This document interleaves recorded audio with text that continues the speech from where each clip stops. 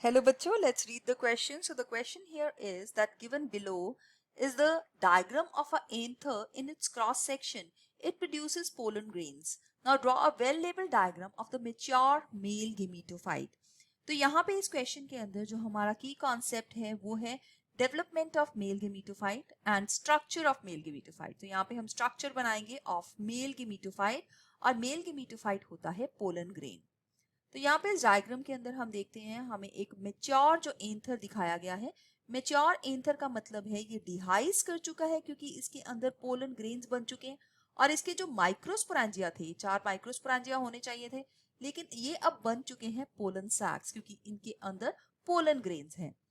सो यहाँ पे हम बात करेंगे कि जैसे ही ये पोलन ग्रेन्स यहाँ से रिलीज होते हैं तो ये टेट्राड की फॉर्म में इस तरह से रिलीज होते हैं क्योंकि एक माइक्रोस्पोर मदर सेल से जो 4 पोलन ग्रेन्स है इस तरह से एक टेट्राड में प्रेजेंट होते हैं. सो ये डिहाइड्रेट करेंगे और ईच पोलन ग्रेन जो है वो यहाँ पे रिलीज होगा. This is a haploid structure. जो पोलन ग्रेन होता है वो ऐसा स्ट्रक्चर है which is considered equivalent to the male gametophyte क्योंकि इसकी फर्दर डेवलपमेंट में यहाँ पे मेल गेमीट इसके अंदर आएगी. So now let's study about the structure of the male gametophyte. जो male gametophyte होता है यहाँ पे हम देख सकते हैं इसकी शेप की बात करें तो ये एक तरह का स्फेरिकल स्ट्रक्चर होता है. ये वेरिएबली कलर्ड हो सकता है और इसका आउटर स्ट्रक्चर जो है उसमें 2 वॉल लेयर्स होती हैं जिसको हम बोलते हैं स्पोरोडर्म. स्पोरोडर्म में हम देखेंगे इस पोलन ग्रेन के अराउंड आउटर लेयर जो है that is called as the exine और ये इस तरह की डिसकंटिन्यूस लेयर होती है. So let's talk about exine here. Exine है outer layer which is made up of this component which is called as sporopollenin जो कि एक डिसकंटिन्यूस लेयर है और इनर साइड के ऊपर यहाँ पे इंटाइन है जो कि बनी हुई है सेल्यूलोज और पेक्टिन से. ये दोनों लेयर्स इकट्ठी मिलके इसका आउटर जो है प्रोटेक्टिव कवरिंग बनाती है. पोलन ग्रेन के अंदर होता है एक न्यूक्लियस जो कि हेप्लॉइड है और इसके अंदर दिखते हैं हमें बहुत सारे वैक्यूल्स. सो हाईली वैक्यूलेटेड होता है. यहाँ पे साइटोप्लाज्म बहुत कम रह जाता है इन वैक्यूल्स की वजह से. So these are the vacuoles. Now this pollen grain is going to carry out a process of mitosis और mitosis करके ये टू सेल स्टेज में डिवाइड हो जाता है. तो यहाँ पे हमारे पास एक वेजिटेटिव सेल है और एक है generative cell.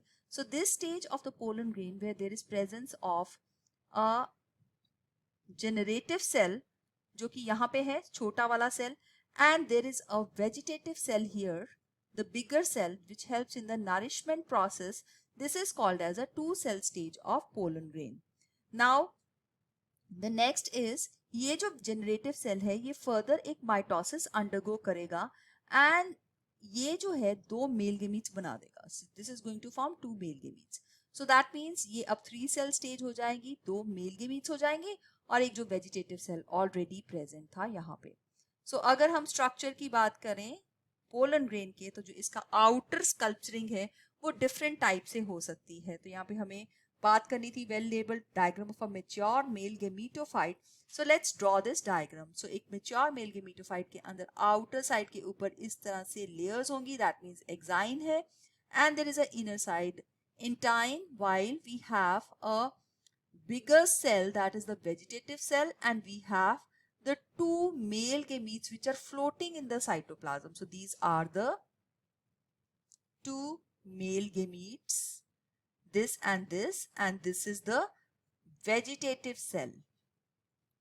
So this completes our answer for this question. So I hope you have understood it well. All the best. Thank you.